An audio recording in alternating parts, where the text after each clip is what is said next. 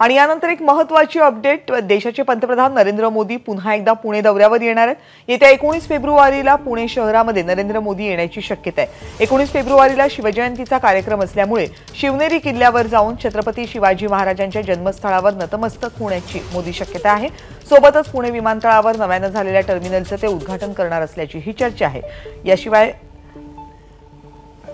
इतरही अनेक काही कार्यक्रमांमध्ये पंतप्रधान नरेंद्र मोदी सहभागी होतील अशी शक्यता आहे। मिकी गही आपले प्रतिनिधी दौऱ्यासंदर्भातली आणखी अपडेट आपल्याला देऊ शकतात। मिकी, कविता, जर आपण बघितलं तर देशाचे पंतप्रधान नरेंद्र मोदी हे पुन्हा एकदा पुणे दौऱ्यावर येण्याची आता शक्यता आहे आणि जवळपास 19 तारीख ही जवळजवळ आता निश्चित होताना दिसतेय। कारण 19 तारखेला छत्रपती शिवाजी महाराजांची जयंती आहे आणि त्यानिमित्ताने देशाचे पंतप्रधान नरेंद्र मोदी हे शिवनेरी किल्ल्यावर जाऊन छत्रपती शिवाजी महाराजांच्या तिथं नतमस्तक होणार आहेत। आणि त्याचबरोबर पुणे विमानतळावर जो एक टर्मिनल 2 हा बनून तयार आहे, खूप मोठ्या प्रमाणात एक व्यवस्था विमानतळावर करण्यात आलेली आहे। या टर्मिनल 2चं देखील उद्घाटन देशाचे पंतप्रधान नरेंद्र मोदी करणार आहेत।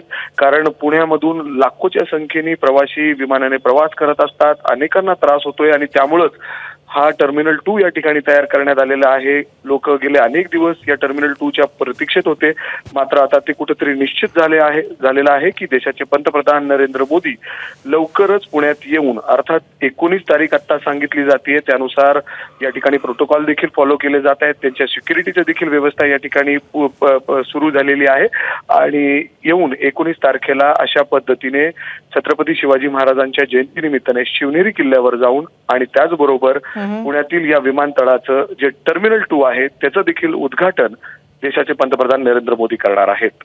कविता, मिकी, धन्यवाद या माहितीबद्दल। एबीपी माझा, उघडा डोळे बघा नीट।